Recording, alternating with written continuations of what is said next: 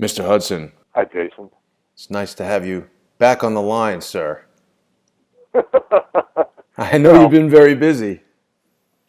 yeah, well, I've been around. We've been around. I've been around. I'm Of sure some course. people now that I've said we, they're gonna take offense to that and say, Yeah. he's what we is he talking about?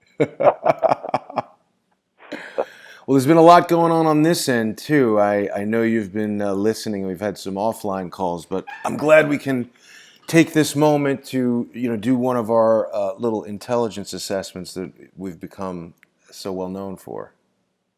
Touching base. Exactly, exactly. I know you've got some things that you may have disagreed with. And I also wanted to point out when we had that guy with the naval experience, Gunner, although he said some things that I thought were valuable, I disagreed with many of the things that he said, particularly some of the things that he said about you and the use of, or the possible use of electromagnetic weapons. I know it's possible that if a naval ship is hardened against an EMP pulse, you had sent me all that information, that publicly available open source intelligence about new electromagnetic weapons that might be Right. designed to overcome the EMP hardening that those ships would have. Yeah, and I did. I was out of town at the time, as you know. Mm-hmm. There was an individual, one of the we, Yep. who got a hold of me and said, "You're not going to believe what just happened. You just had a guy ditch your ass." Yeah. So I took a look at it and I thought, "Oh man, that's funny." Quite a statement that he made when he came out and said that I didn't know. Basically, I didn't know my ass from a hole in the ground when it came to naval operations. Yeah. And the truth is, I hate to say expert, but when it comes to military operations, I know it pretty good, Mm-hmm. pretty well. Mm-hmm. And so what I did, the best thing to do in a situation like that was to get some information put together and send it to you. And you did receive that, right? I did. I did. The video showing ships operations. Mm-hmm. Yeah, one of the ships, as a matter of fact, that was sent to you showing the operations of it is the USS McCain. Mm-hmm. It seems to be that was one of the ships that suffered a hit. Yep. So very briefly, the situation on a ship is that it's operational 24/7. Mm-hmm. When it's in port, there's always some kind of a crew on that ship. That ship is never sitting empty.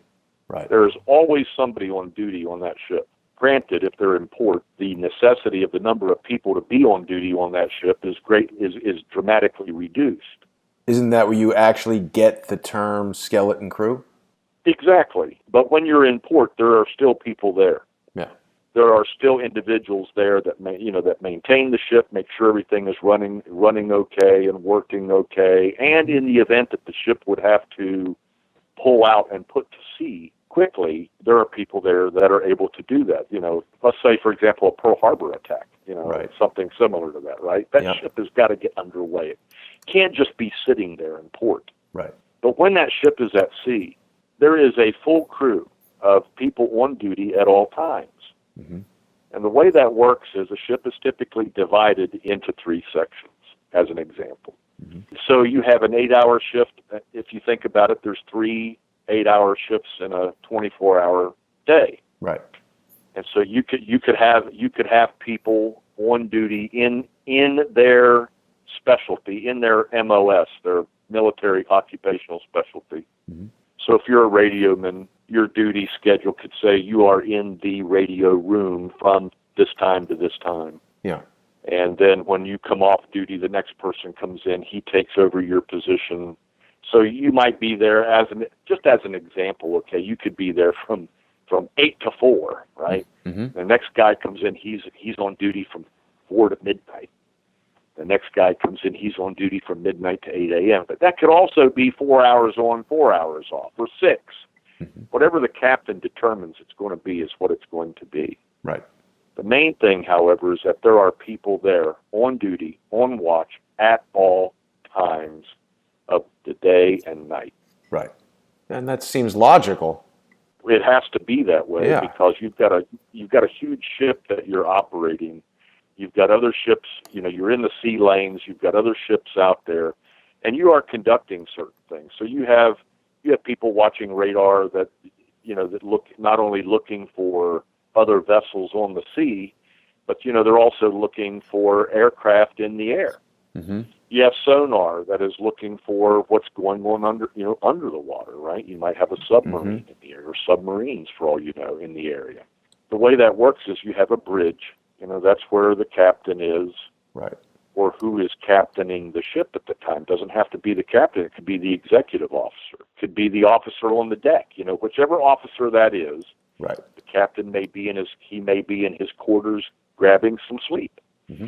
The XO may be in his office doing paperwork, because he basically runs all of the intricacies of that ship. He's the one taking care of all of the different aspects of it.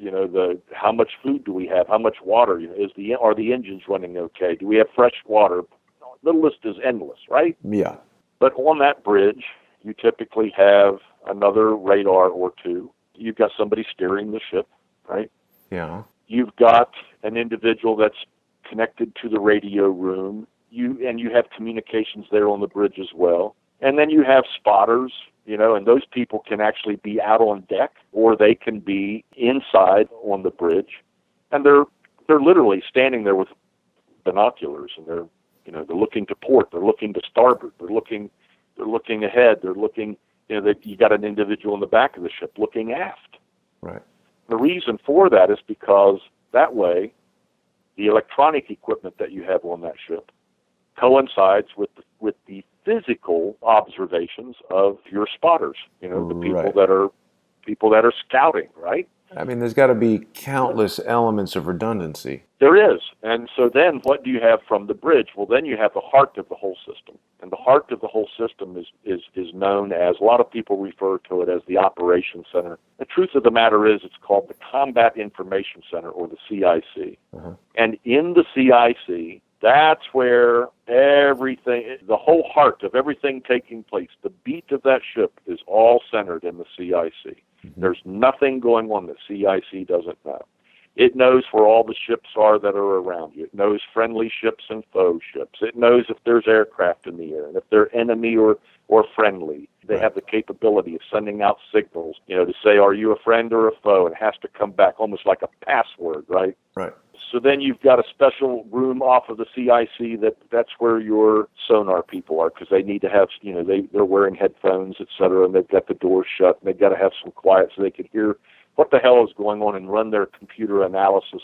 You've got the radio room, because that's where the cryptography and stuff is taking place. You don't just need anybody standing around there either and watching how radio communications and takes place, because there's various types, including very highly top secret manners or ways of communicating, right? Sure. But all of that runs through the CIC, and that information gets sent to the bridge.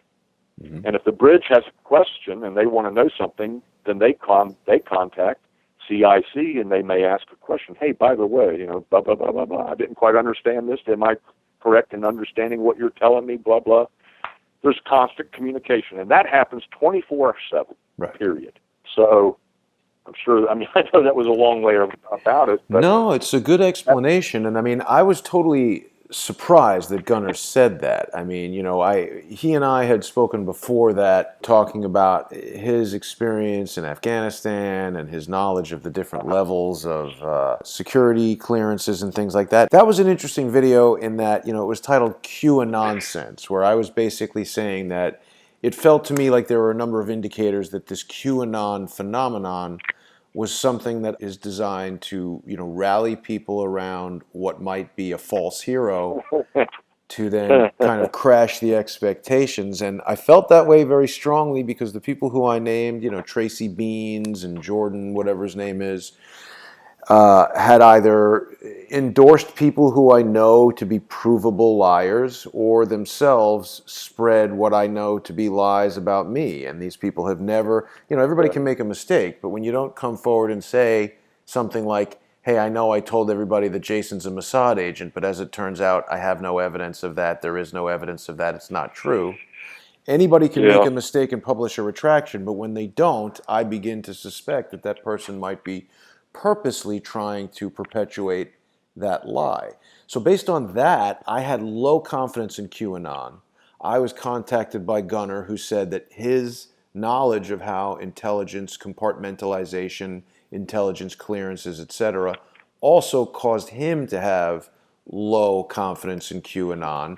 I don't think I need to read every single QAnon post and follow every single video about QAnon. And even though it may have been someone of great importance at some time, I just don't feel like a high-level whistleblower intelligence source would rely on something as inherently unreliable as 4chan and 8chan. I mean, this is where many of my best-known detractors have been, promulgating the false information they're spreading about me and then claiming to use that as evidence. Just because something appears in a chat room doesn't make it evidence.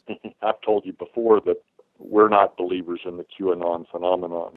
I do find it interesting, some of the things that the Q Anonymous has posted. Right. I also find some of the things that have been posted by the Q to be somewhat disturbing and have not proven itself. And I find it extremely interesting that individuals that are so damned critical of an individual with a real voice, that decides to speak out with the best of intentions and says, okay, here's what I know and what we know and what we suspect, and puts that information out for individuals, and then all of a sudden, and not just me, because I'm not belly aching or crying about it. I could give a shit less.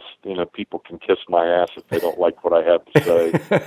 I have nothing. It's the truth. I have nothing. I have nothing to prove. I've never asked for anything. I'm not looking for medals.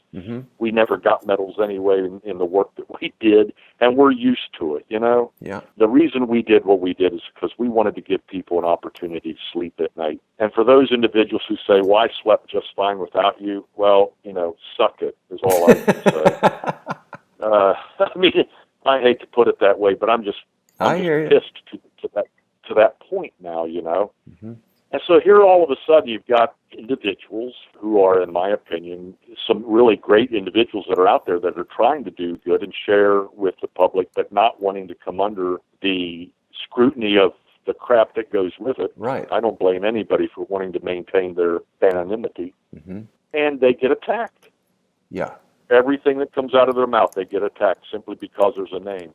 And then all of a sudden, we've got this thing that comes out and says, "I'm Q." And everybody believes it. And everybody starts licking their ball sack. They kiss Q's ass, and it's like they're falling all over themselves, falling down on their knees, praising this thing called QAnon. Right. And some of the individuals that have done this, I'm surprised at, quite frankly. Dr. Corsi being one of them. Yeah. I'm sorry. I like Dr. Corsi. I have utmost respect for Dr. Corsi, but I think that in regards to the Q phenomena, I think Dr. Corsi is I think he has drank the Kool-Aid. I'm sorry. You're free to say that's really how we feel about it. But I'll tell you one thing. Don't think for 1 second that it hasn't given me pause. It would be great, I guess, for me to come back on, forget the name Hudson and go by the name of, JT. You're right. And then suddenly people will believe you, or just tweet anonymously or whatever. Exactly. Fall down on your knees. JT is about to speak. Yeah, makes no sense. And you know what I also found out since that interview with Gunner is that the Q clearance, that came from Tracy Beans. She had many videos referring to it as Q clearance anon. And, she initially was the de facto spokesperson for it and then handed the baton to Corsi. I just find the whole thing strange. I don't get it. It seems to me that we sent you a diagram of U.S. government clearances. Yes, I remember. Your guess was correct, that everything is compartmentalized. So if you're involved in a particular project and you have a top secret security clearance with a nomenclature after it, maybe you're a TS-13. Maybe on the project that you're working on, maybe they're using a TS, with letters. They're using a Bravo Charlie Delta type thing for nomenclature. Right. It varies and it changes. I don't care what people have to say about this. It just does. There are some absolutes, and you have that. You can see on the list that we sent you where there are some absolutes there. Your Joint Chiefs of Staff, obviously, they have to have a clearance that allows them to know about several different projects. Right. But if you're involved in a particular project, chances of somebody else knowing who's involved, maybe even in that project, but working on a different section of it, Mm-hmm. They're not even going to know you exist. Right. Yeah, compartmentalization, of course. Exactly. So it's compartmentalized. And so you take, for example, the area I sent you to when you had your little run in. You mean Mercury, Nevada? Point Mercury. Yeah. Yeah. So you got to see an individual that's working security there with Wackenhut G4S, and so. But anyway, the way that facility is, they work on various projects, and so they'll fly people into Vegas. We'll just say using some means they transport those individuals to Point Mercury, Mm-hmm.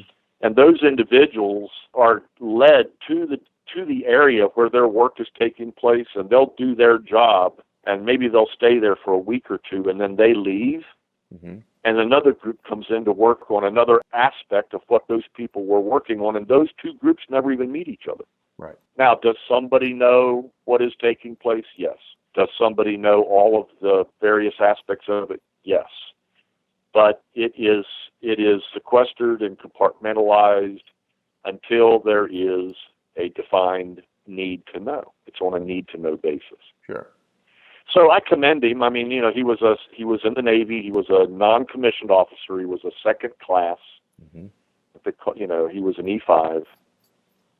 There are some things that he knew because of his own personal experience, being involved, in fire control, which is, involved with the missiles. He was a gunner's mate. Yeah. And I commend him for his opinions. But in all honesty, as a E5, which is not high ranking, I'm sorry, Mm-hmm. but for him as an E5 non-commissioned officer, does he know some things? Yes, and I appreciate what he shared with people. But when he made the comment that I didn't know what the hell I was talking about, well, he owes me an apology. Yeah. Because the information that has been provided to you, the explanation that's been given to your audience now, it will become painfully clear who's telling the truth on this matter. So, Well, see, the thing is, the approach that I've been taking is, this might not be clear to people when they're listening. Because I put someone on the show, it doesn't mean that I wholeheartedly endorse their statements or agree with everything they're saying.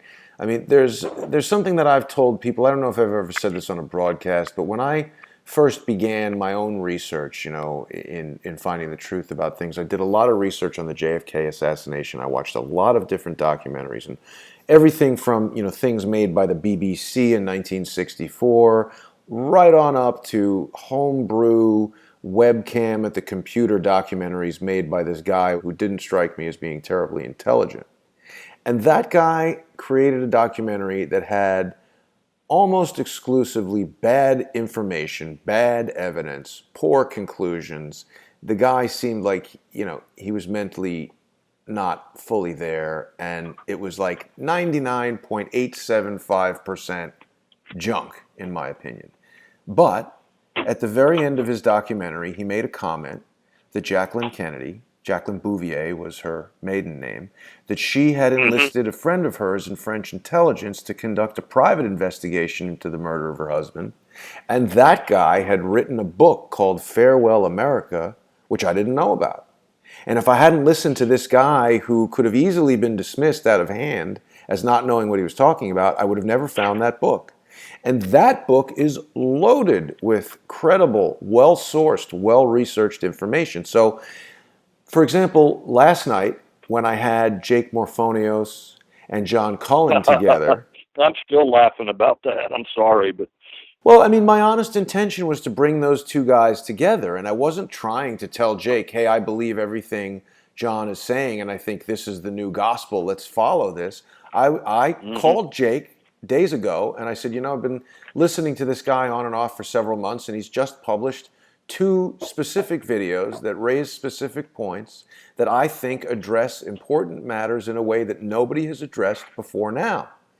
And Jake immediately told me that he didn't like this guy because he was too aggressive in the comments on Jake's videos, and that Jake felt he may be an operative trying to spread disinformation. And I said, well, if that's true, I want to know that, because I don't know John Cullen that well. I've been speaking to him for a couple of weeks. He seems like a fine, upstanding guy to me, but there are a lot of people who come at me trying to trick me. So on the one hand, if Jake could help me root out an infiltrator, that's something that I want. But on the other hand, if there's even one idea that this person has that's of value or worth further investigation, I want to investigate that further. And basically, Jake told me he had these comments from John Cullen and he was going to send me screen captures of the comments so I could evaluate them because I hadn't seen them, and it's possible, who knows what one person's interpretation is versus another. Jake never sent me those comments. I went further to call Jake again and invite him to have a private, offline, three-way conversation with John Cullen so we could straighten out anything that might be a misunderstanding. And Jake declined to do that, and then on the broadcast said that he didn't remember me offering that. I think that's pretty significant. But the worst thing that Jake did, in my view, and Jake admitted this in his own follow-up video, Jake says he knew that John Cullen was in Thailand because he heard that specific kind of bird chirping, and his experience in Thailand, he said that bird is indigenous to Thailand and only Thailand. So, Jake has stated that he worked for the State Department and that he was in Thailand and that one of his mother's husbands worked for the CIA. So that, and I mean, coupled with his behavior last night, where he could have easily allowed the man to share his evidence and then actually debunk the evidence rather than just, half the people think he would debunked John by saying that he doesn't live in Thailand, and they didn't even hear Jake's own information where Jake confirms that he is in Thailand. So that seems more like a disinformation campaign to me than what John Cullen is doing.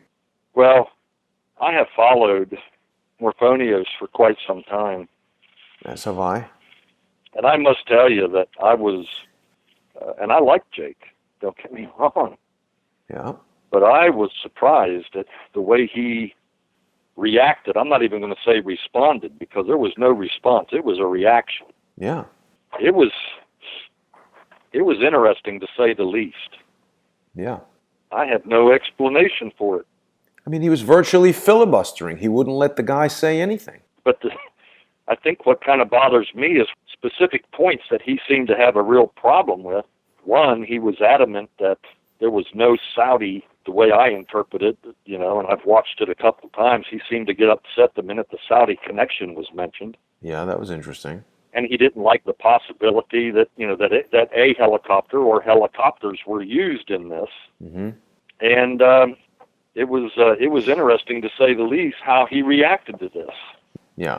I mean, Jake tricked me, Mr. Hudson. He tricked me because he obviously had an agenda coming into the call, and he accused me on my own show of lying. Jake accused me of staging that call specifically to have a Jerry Springer type dispute between Jake and John Cullen, which is absolutely not true.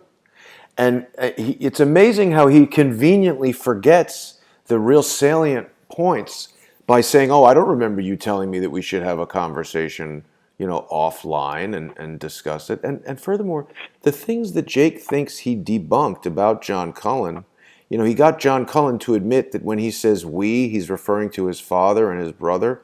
How is that debunking him? I don't think John Cullen ever said he had some tremendous intelligence force. The we, as I understand it, if he's talking about him and two other people, referring to them as we is totally accurate. And furthermore, I've seen John Cullen videos where he's thanking Charles Walton, he's thanking, according to Joe, he's thanking Shepard Umbellis at IntelliHub, he's thanking all these other guys that are doing research on the internet.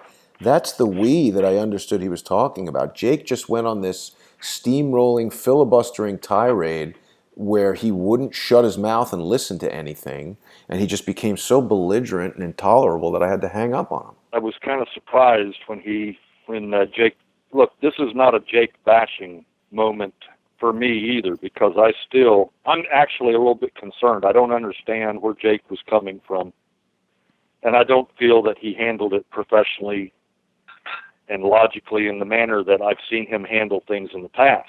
It's not indicative of the man that I feel that I got to know on the internet, right? I agree. On YouTube. I commend Jake for saying, well, we want to deal with facts.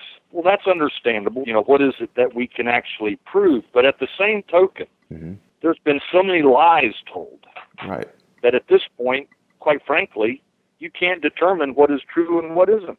Give you an example, Jason. Yeah. We know for a fact that there were helicopters in the air that night. I agree. We know for a fact, not just based on one, but on multiple individuals who've done sound analysis, that it would appear that there is, at least we can say, possibility that there may have been gunfire coming from a helicopter or helicopters. Mm-hmm. Is it a fact? We don't know. Mm-hmm. Is it possible? Hell yes. Mm-hmm. And I think it's something that people should be, storing in the back of their mind, if nothing else. Well, frankly, that was one of the first theories that you proposed, and I didn't buy it. I wasn't on board with it, but, I mean, I've been shown sufficient evidence that I've been brought around. Last night, another thing that Jake used to quote-unquote debunk John Cullen's theory was he said he called the Saudi embassy and they told him, well, okay, first of all, I don't necessarily trust something coming out of the Saudi Arabian embassy, A. I didn't hear Jake play a recorded phone call, B. And when he made reference to various news articles, he didn't present those or even tell me what I need to Google to find them. So how can we evaluate the veracity of those news articles? Does anyone doubt that Saudi Arabia can control its news agencies and manufacture a fake news article if it suits them? No. And I mean, let's face it, if we go all the way back to 9/11, right, we do know for a fact that the Saudis have been protected. Yep. Going all the way out. back to 9/11. Right. Going all the way back to 9/11. Mm-hmm. Are they being protected now? Could be. I don't know. But here's the thing. I think it's a safe assumption, and that we can once again store that in the back of our mind and say, you know what, this is a suspicion, if nothing else. Yeah. I mean, I don't know why he would dismiss it out of hand and refuse to even investigate. How is he so sure? I mean, if Jake had been upfront with me rather than attempting to trick me, which he accused me of doing him, he's the one who loaded the conversation for that by not being upfront with me. If he had told me, look, I don't trust your guy and I'm going to debunk him, yeah, I would have said, prepare the Saudi news article and give it to me, and I'll show it while you talk. I would have helped him debunk John Cullen if he presented me with evidence that led me to believe that his debunking of John Cullen was factual, but he didn't do that. Yeah. Now, I will admit that I have not followed John Cullen. So it wasn't until last night and today that I've been on his channel and going through his material. Mm-hmm. And I will say that, it's kind of, the way it's put together is kind of, slick? It sensationalizes a bit, right? But you know what? That would be like me criticizing you, right? In some respects for your artistic interpretation or how you want to put something out artistically. Mm-hmm. So I try to take that into consideration and look at it and go, well, wait a minute, let's not jump off the bridge here. Those of us who are media savvy recognize that we need to make this information palatable and engaging to have the broadest audience possible look at it. Yeah. In the world of intelligence, you take information from wherever it comes from, and over time, you start, it starts to prove or disprove itself, right? Yeah. And that's really kind of what we're dealing with here. You get the autopsies and say, well, this individual was shot in the top of their head. Yeah. How did that happen? Were they shot from above? Is the angle of how that bullet hit their head, and does it match the angle coming off the Mandalay Bay? But you don't just say, well, you don't just dismiss it, or you don't just say, oh, this is an absolute truth. Now we know it was from such and such. Again, what it does is it raises questions. Right. And it should. It should, right? I think so. So I'm quite surprised that there's as many people upset over this, and especially Jake. I don't get where he's coming from. To me, that's the $64,000 question. Mm-hmm. Why is it that you cannot respect the fact that this man wants to remain anonymous? Yeah, just vet his information. Especially when you stop to consider the death threats, etc., that Jake and his family have had to, supposedly endure. Right. Okay? Right. I'm not saying they haven't. I'm saying, if Jake is going to play it that way, I guess everything comes under scrutiny at this point. Yep. I mean, if you're going to walk down this path, I guess everything now on the table, not only with this man, but also with you and everybody else comes under the same light. Mm-hmm. Why is it that he found it necessary to go on a one-man crusade and try to basically crucify this guy and show where he was living? And I don't get it. There has to be a motivation there, though. We have to be asking ourselves, what was and is the motivation of Jake Morphonios? My best guess is that, Jake is very, kind of possessive of this investigation and wants it to be his and wants to be known as the guy that's, solving Vegas. And, this time anybody comes along, it's clear that this is his business. Like I've made it clear that I'm making it mine. And so this is competition. If someone comes and is distracting attention from what Jake is saying, or is in some way, in his perception, taking away from his investigation, then I could see him becoming defensive and trying to remove that person as competition. That's the most obvious. That's a sad day. That's a sad day there. And you know my thoughts on that, Jason, because we've talked about that numerous times. Mm-hmm. And I pointed out that the problem I have with the independent media, which I think is great and necessary, but the individuals that are involved in independent media and see themselves as independent journalists are too damned independent. Well, now, what do I mean by that? I mean that in a negative way, too. I mean that they, a lot of times, I'm not going to mention names, but they oftentimes are egotistical, self-centered, loudmouth, bully buffoons. Right. I'm sorry, but that's how they come across, and they push their way around, and then if anybody has something that doesn't match their own narrative, then they become aggressive, and that's unfortunate. Yeah. How unfortunate is that? Because we're not always going to agree, but that's a good thing. But for God's sakes, hopefully we are adults where we can at least have a discussion. Right. I mean, that would be like looking at Loomer. Okay, that's a great gal there. I really we love her.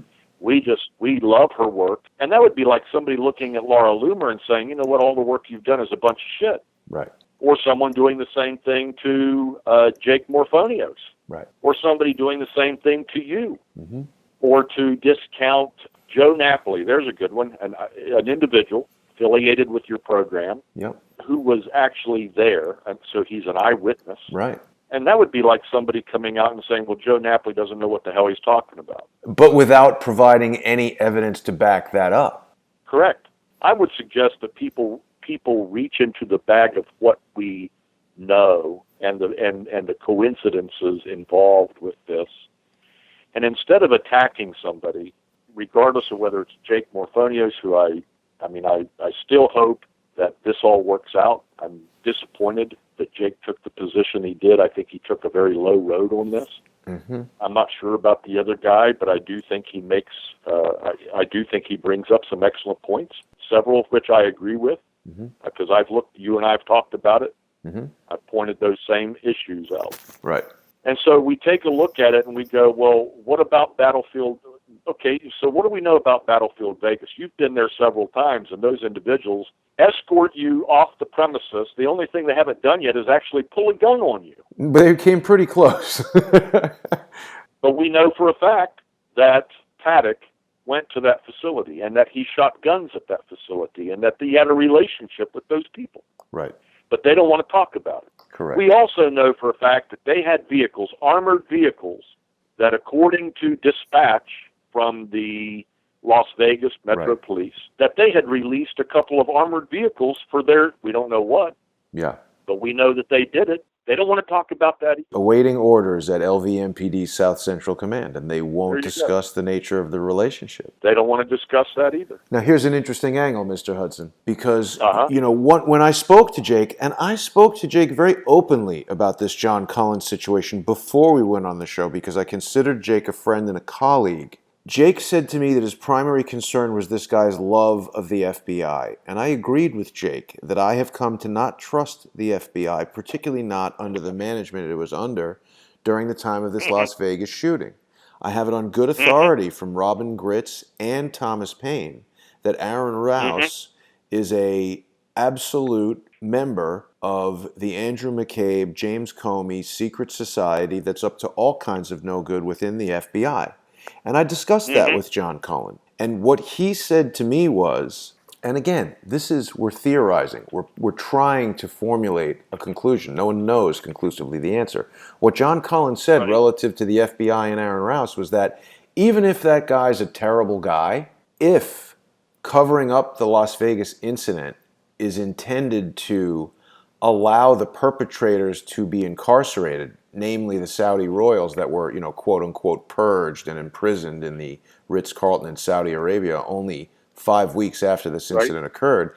If that, in fact, was the conclusion to this event, that those guys were stripped of their wealth, their power, thrown in jail, and that covering this up is intended to prevent widespread panic and not allow the American public to realize that in that incident, a foreign military organization came and did war on citizens of the United States, I can understand why he would do that, and I can understand why Cullen would praise that. It's sort of like saying, well, hey, even though Ted Bundy is a mass murderer, he made some interesting paintings. It's kind of like that, praising the paintings despite the fact that the creator is horrible. Yeah.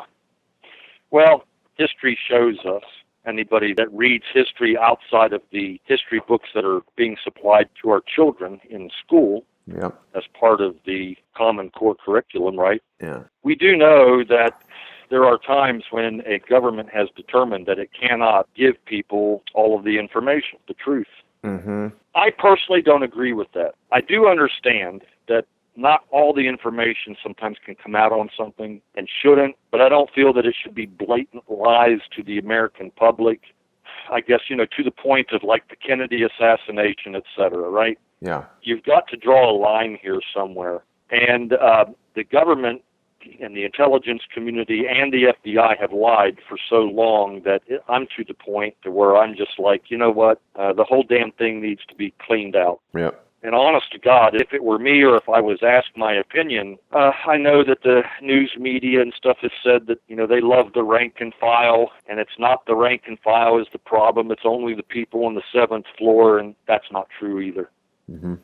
Now, am I going after the rank and file? No, but I will say this. In my opinion, and again, it's just my opinion, but if I were calling the shots, there wouldn't be anybody left but the rank and file. Yeah.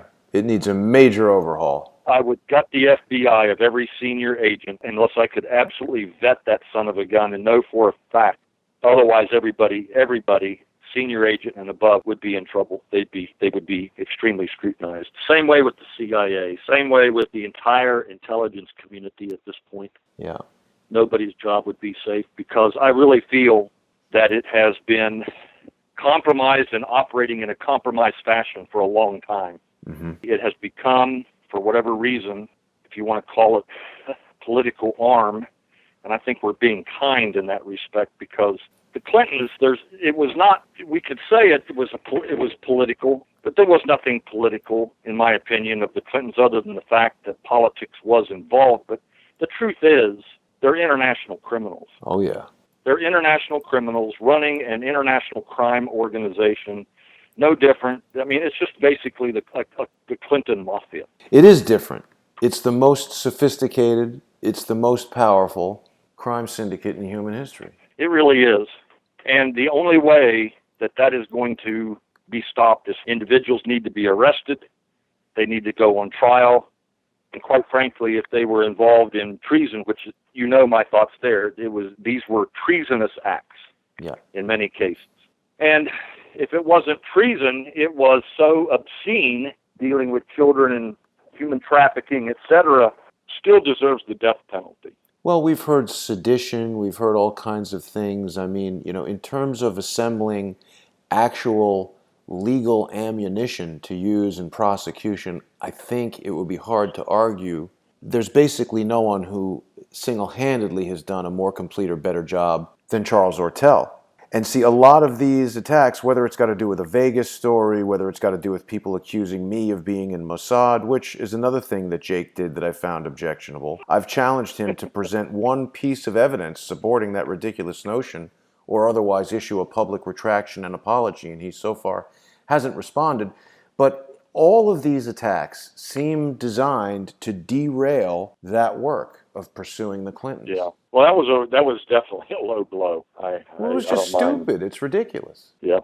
I've known you for a while now. I know that that's just not the case. Where is it going to stop? Is Laura Loomer Mossad? They've said Mossad? That? Yeah. No, they've said that. George Webb is Mossad? Well, George said that. George basically started this whole thing when on that phone call from Brooklyn, he said that he's old guard Mossad and I was selected by the Mossad to assist him. He now denies that, but I don't know if that was a delusion on his part or something that he made up to build YouTube traffic or if he's involved in some operation of his own. But whatever it is, George started it and everyone else has picked up the ball and run with it. And now Jake said something to the effect of, Jason, the number of people who have accused you of being Mossad, I find it very strange that you're defending this CIA guy, which is so stupid because that's not the way to conduct an investigation. First of all, that's just saying that a proliferation of nonsense suddenly makes it evidence. I challenge Jake and any other investigator in the world to find one shred of evidence supporting that ridiculous statement. Yeah, so let's look at this. Let's say, for example, that we had an individual, I hate the term whistleblower, by the way. I really do. I hate the word whistleblower. All right. Because the individuals that have had the balls enough to step up and to speak out, I just think they deserve a much better term to identify them as than a whistleblower. Sure. But anyway, whistleblower it is, but that would be like saying that we'd get an FBI agent who says, you know what, I'm going to whistleblow. I'm going to tell what I know, and they would be ostracized and shamed and ridiculed because they decided to talk. That happens. They would be, well, we don't trust this son of a bitch because he's a FBI agent or she's an FBI agent or DEA agent or, oh my God, we've got an actual CIA agent who is coming out and saying, what the hell? We've got individuals that were former CIA operatives, agents, officers, who have come out, who are supposedly no longer involved. Nobody seems to have a problem with them.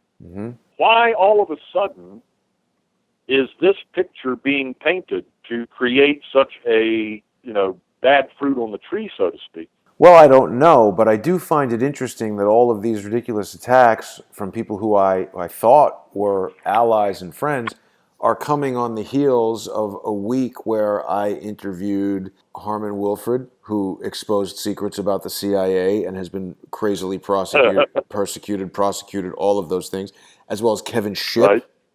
Kevin Shipp has been pursued by the CIA. So I bet you if I made a cooking show, this wouldn't be happening.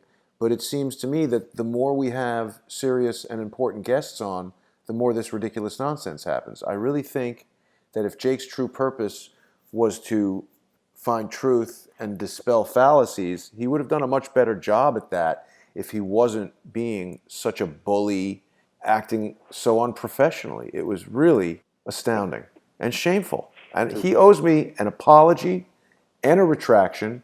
And if he's unwilling to do that, then he should come up with evidence to support his ridiculous statements and his accusations against me, or else I think he is under suspicion of being a fraud, a hack, or a possible agent of disinformation.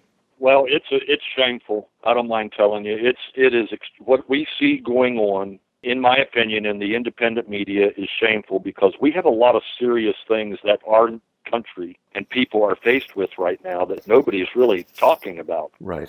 We've got a situation, I've been out of the picture, and people said, well, it was because, I was chased off by, Queen Tut, I guess. You know what's interesting? When Queen Tut did that, she was putting tweets like a lunatic. Well, Susan Lutsky, let's call her who she is, was putting tweets like a lunatic saying everyone should go listen to Jake Morphonios if they want the truth. That's kind of interesting. Well, that's funny that you bring that up, isn't it? I mean, because that is a fact. That is a fact. And so it kind of makes you wonder, well, wait a minute here. And here's what's funny is that the concept of the Saudi Air Force having people at that hotel and stuff, Queen Tut is the one who was researching that. Initially, she did find I still to this day don't understand why she got so bent out of shape. I wasn't trying to take anything away from that woman, nor would I. Can I tell you what I think? What the hell happened? I am still surprised and in the dark as to what she got pissed off about. But to be honest about it, that was her, that was her idea and research. She and I had discussed it. She asked questions for some confirmation. What could I provide? Mm-hmm. Me, since I'm not looking for any accolades anyway, I never give any thought as to the possibility of somebody getting their underwear in a bunch, And unfortunately, it ended up with her coming out with absolute malicious, blatant lies. I still hope the best for her. And anyway, go ahead, Jason. I'm rambling. No, that's fine. The things that she's done are quite interesting because, she went on to some stupid hoax channel on Christmas Eve or the day before Christmas Eve or whatever it was and revealed a lot of, what she called evidence. It was hearsay. She didn't present any actual evidence to back up what she was saying, but rather made slanderous comments about me. And the thing that I find so curious is that, she totally lied. She made claims as to why she broke ties with Crowdsource the Truth that were totally untrue. Right. The real reason she broke ties with Crowdsource the Truth was because she demanded that I delete that video that she and I put together about the deep state declares war on U.S. citizens. And it was during that video where she told me to invite you to the call. She had called me up, very excited that she had discovered something about the Vegas attack, that Las Vegas was a inland port that was, being controlled in the same way that the UAE was controlling Port Canaveral, and that it was a globalist plot. And she wanted you on the call to back up and verify the military aspects of what she was saying, confirming that she has confidence in your military experience.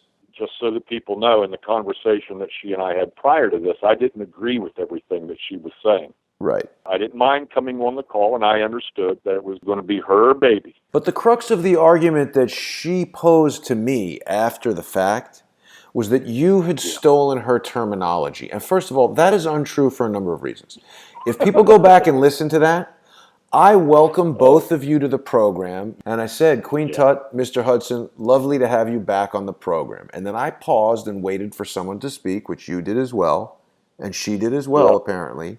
And when we do those calls, you're at a bit of a disadvantage because other people are using Skype and you're using a regular telephone, which anytime anyone uses a regular telephone, there's a slight delay versus using Skype. So if anyone was experiencing a delay, it would be you. Yeah, I use throwaways a lot of times, Okay. Right? You know that. So I said, how are you guys doing? Especially when I travel. So you conceivably had an even longer delay than she or I. And it's almost as if when I listened to it on playback, she was intentionally not saying anything, waiting for you to begin speaking. Now, you are remarkably skilled for someone who's never been in broadcast at speaking on these broadcasts, and you picked up the ball because no one was speaking, and you said, well, Jason, I'm doing fine. And you proceeded to give a little introduction and greeting or whatever, and you just said that you believe this is a paramilitary operation.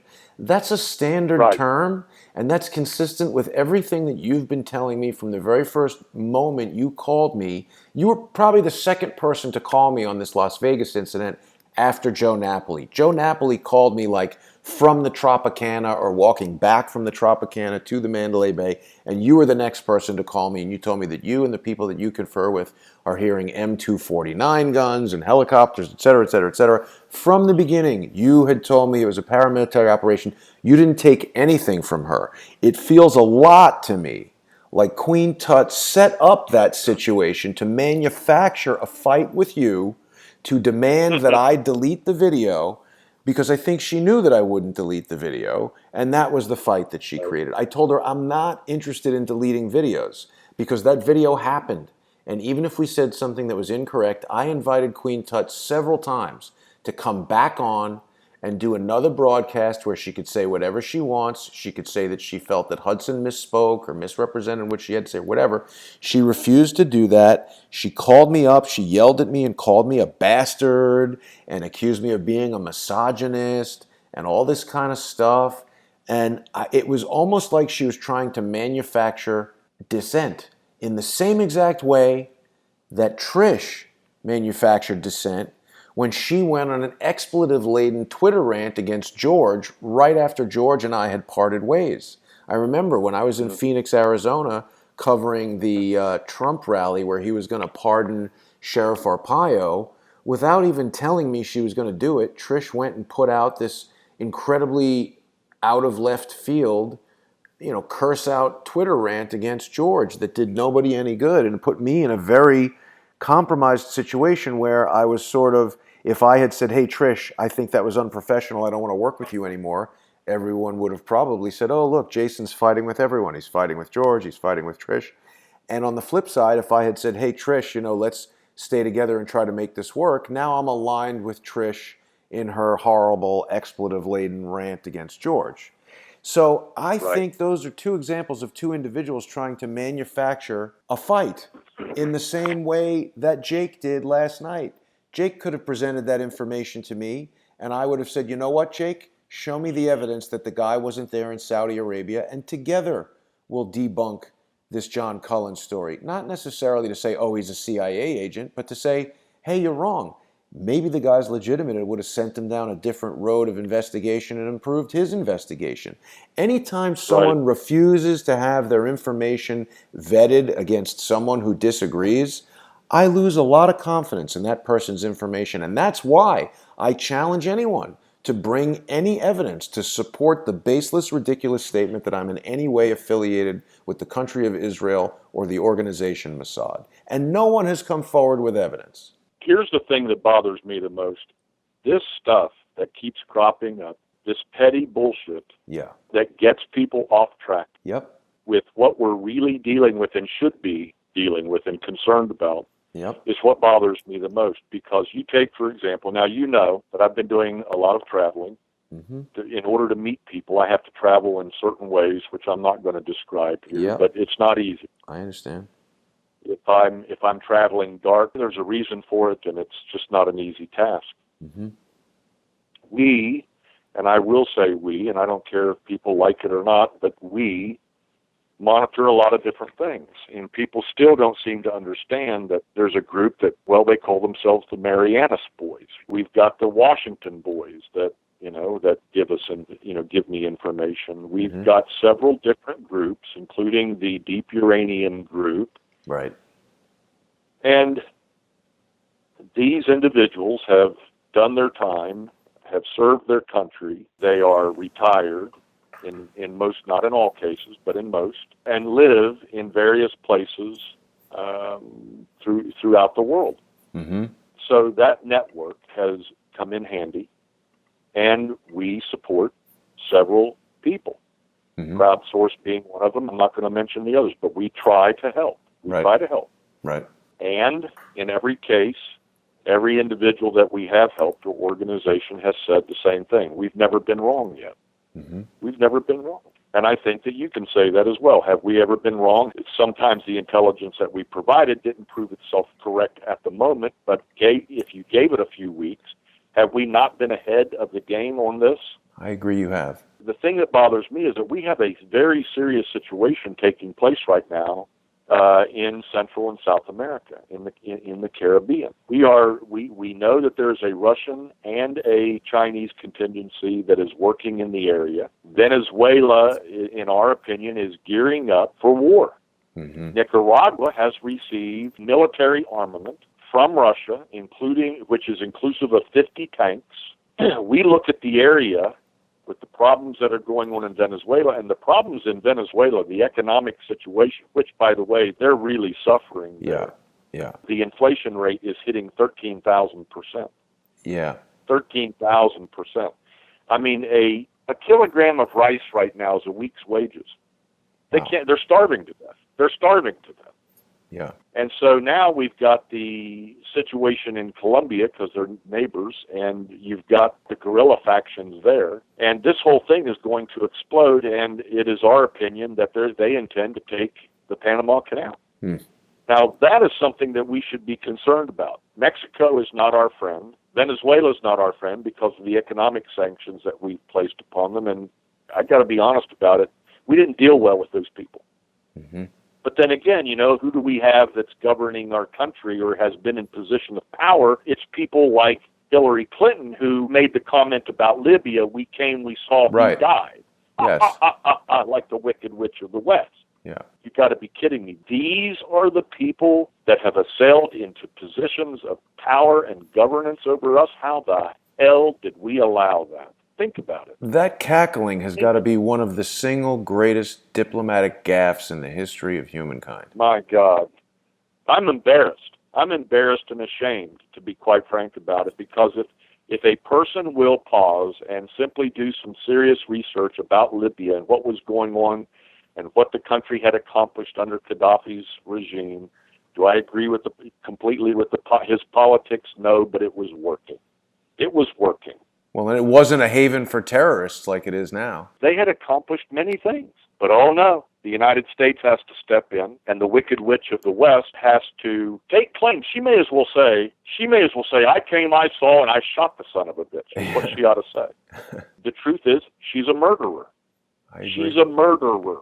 The Clinton Foundation is a murdering foundation. The Clintons are murderers. They have murderers who work for them, and assassins who work for them, and drug pushers and drug dealers, and arms dealers.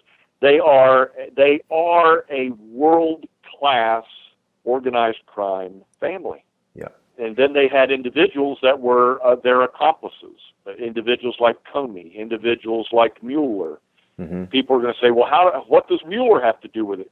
Look, folks, you need to be paying attention to something. And again, you need to do additional research, and you need to be looking at some of the stuff, because these people were involved in Uranium One. Yep. We're talking treason here. And now we've got an Attorney General, Sessions, who has recused himself. What? He's recused himself from his damn job? Yeah. He may as well. That's what he's done. Yep. He hasn't done a damn thing.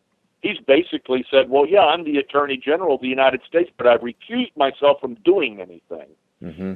So I'm just simply sitting here on my fat ass, and I'm disappointed in him. I really am. Oh, because yeah. I honestly thought, as a matter of fact, I'll speak for the entire Hudson groups. We're all disappointed in you, Mr. Sessions.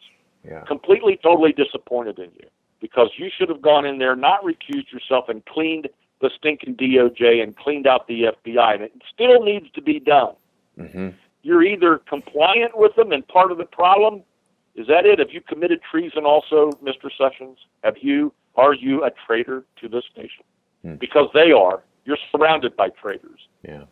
You're surrounded by them, and you need to clean them out, no matter what it takes. I don't care if you've got to call up one of the Joint Chiefs of Staff and have him send over the necessary manpower to clean their ass out. You need to get them out. Mm-hmm. Because every day that these individuals continue to hold their positions and are in their offices, God only knows what the sons of bitches are doing. Right. So that is what we should be concerned about. My God, now we've got a school shooting. And let me ask you a question. Now, granted, it's a terrible, horrible thing that we've lost 17 high school students in this latest event. Mm-hmm. Why is all this narrative coming out now and we've gotten nothing but lies and manipulation coming out of the Vegas incident? Right. Can anybody answer that? Well, and of course, the kid who's been the most vocal, his father was in the FBI, and there's all kinds of questions about him. I mean, it always seems like there's this pattern of events that, and anybody who questions it, Laura got yelled at by that congressman and everything, and he accused her of all kinds of stuff that she didn't do. How damn convenient. Think about that. How damn convenient. Now, I'm going to tell you something. We take a look at this situation down there in Florida. Yeah. And people say, well, this is a false flag, everybody is involved in this. Well, I'm going to tell you something. There are some people involved in this. Not all. But have you seen, has anybody paid attention as to how the pieces of this puzzle have just kind of fallen into place? Well, that's always the way, isn't it? I mean, whether it's Paddock, Lee Harvey Oswald, they find the guy within 45 minutes, they determine it's a lone gunman, and that's it. End of the investigation. That's always the way it goes. Yeah. It just seems strange. Well, and then you've got these people going, wait a minute, how the hell does something like this come together? And then if they say, well, this is a false flag incident. How dare you? Well, yeah. They're standing there. These people are standing there with a rope ready to hang them. Right. And what about the kid that was in the ROTC? He and his two buddies were actual heroes helping to protect their classmates. This kid can't even get a word in edgewise. Nobody wants to talk to him. CNN has basically ostracized this kid. Didn't hear about that. Yeah, because he had the audacity to tell them that, in his opinion, the situation isn't with guns. The situation is the fact that teachers haven't been properly trained to protect the schools, nor have they implemented various programs for the schools, et cetera, et cetera. Not to mention the fact that the FBI dropped the stinking ball on this. Not once. Well, they knew about the guy, right? Like, what's up with that? And did nothing. Yeah. And did nothing. Yep. Wait a minute. Oh, but nobody wants to talk about that. Oh, we don't want to go down that road. We don't want to bring any embarrassment to the great FBI, fidelity, bravery, and integrity. Right. Well, notice that there's no H in there because H would stand for honor, and at this point, they don't have any. I'm embarrassed and ashamed of the FBI, and they ought to be too. Yeah, it's a real serious situation for sure. These are the kind of things that we're looking at, and then we're also looking at the amount of satanic, Luciferian, I even hate to call it religious stuff that's going on, and people are like, well, wait a minute, you hear this stuff, but it doesn't seem real. Mm-hmm. But it's a very real situation. There is an amazing, terrible amount of people practicing Satanism in this country. And not just the United States, but all over the world. But there's an amazing amount of it going on. I'll tell you something ironic. I learned quite a bit about that from Jake's investigations. And it was one of the things early on that intrigued me about him.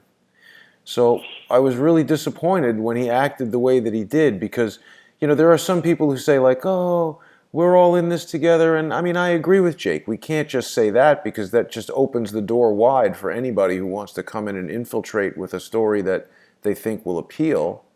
But at the same time, I think there's a way that we can work together to vet out those possible infiltrations and work together to find the best information. And it's not the way Jake went about it last night. Mm-hmm. Again, you got to go to the bag that we were talking about earlier of what we know and what we suspect and the coincidences, right? Mm-hmm. Well, if we take a look at the number of children that are disappearing in the United States each year, but there's a huge number, tens of thousands, that are never heard from again or seen. Mm-hmm. You mean to tell me these kids have just, been picked up by UFOs and transported to some other planet? No, you're in Robert David Steele territory now. They've gone to Mars. Right. Yeah, okay, Robert. The thing of it is that they've gone somewhere. Right. Then people are talking about about human trafficking. Mm-hmm. We know for a fact, if we take a look at the evidence, supposed evidence, coincidence, we take a look at the intelligence in this bag for human trafficking, does it not become absolutely apparent and clear that there is human trafficking is taking place? Oh, it's a huge problem. The thing of it is, though, is that we're not making any progress in these arenas. Well, I think there were a lot of arrests in 2017, weren't there? Not enough. If we're not going up the chain and grabbing the people that are in charge of this, but if we're not going up and cutting off the head of the snake, right, we're not doing enough, in my opinion. No, I agree. These individuals are always willing to let the individuals under them that they consider to be cannon fodder, the individuals that they consider to be expendable. They're more than happy to let those individuals take the fall. Right. And what we have to be careful of is we as a people, we need to watch out and say, you know what, that is not going to be good enough for us. We will not be appeased with this cannon fodder that you're throwing at our feet. We are not going to accept those individuals in your organization that you consider to be expendable? No. We want the head of the snake. That's what we want. We want the kingpins of this, and we're not going to be satisfied until we get it. Right. No, we've got to get to the head of this thing. We've got to get to the head of the serpent on this thing. Yeah. Yeah. And so then these arguments, this bullshit that we see where people are become enamored and upset with each other over petty stuff. Big waste of time. That's what bothers me. Yeah. From now on, call me JT. JT Anon is who I am from now on.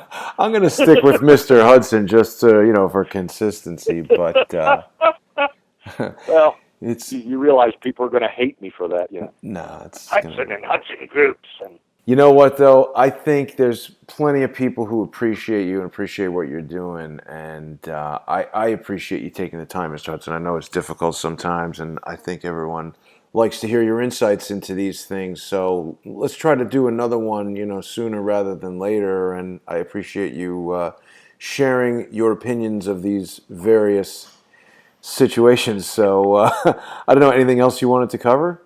Just show people the video. Yeah. That we sent you, showing the operations, the internal operations of the ships. I'll link them in the description for this video. Okay, and then we also sent you information showing that the scientist that awarded the highest award in China for being able to create a desktop microwave radiation weapon. Yeah.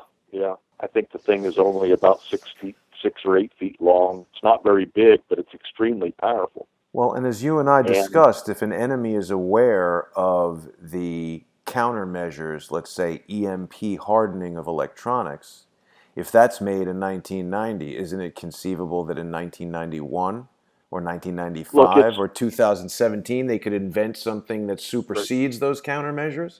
Exactly. Your guest was correct in saying that naval vessels have been undergoing EMP hardening. Right.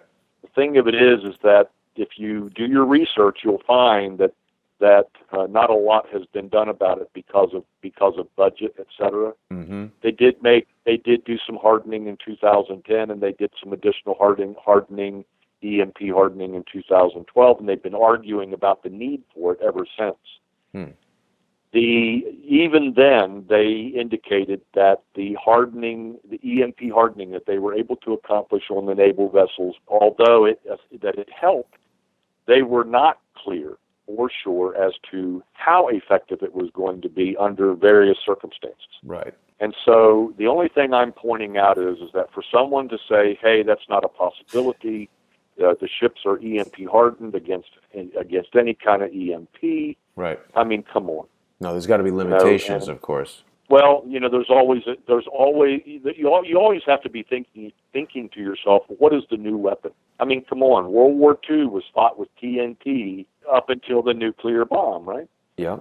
The other thing I questioned about what was being said there is that the simple statement that, oh, well, these guys have been prosecuted for negligence, I mean, that certainly doesn't prove that they did anything. That just proves that they were prosecuted. That's the Navy way. I'll just put it that way to you right now, is that, to be honest about it, what is happening, the fact that these men would come under those kind of charges, or any charges, in my opinion, is indicative of the kind of bullshit government that we have today, which has bled down, the Obama idea has bled down into the military. Rather than being sensible about what is going on and truthful, they would rather act like a pack of rabid dogs and consume their own. Right, I was going to say throw those guys to the wolves. Stinking it's ridiculous. It's ridiculous. And that's exactly how they look at it. They don't care. They're a bunch of hyenas, and those officers have been cut, and some enlisted men underneath them, and now it's all about cannibalism. And they won't even think anything of it. They'll destroy these men's careers. They'll destroy their frickin' lives, and they don't give a shit. Now, I don't know about you, but that is not the kind of government that I want governing me. No. All right. Well, God bless you. God bless your audience, folks. It's been a pleasure. Always, and hopefully we're able to help, and hopefully you all will appreciate it. All right. Thanks, Mr. Hudson. I'll talk to you soon. You're welcome, buddy. Take care. Take care.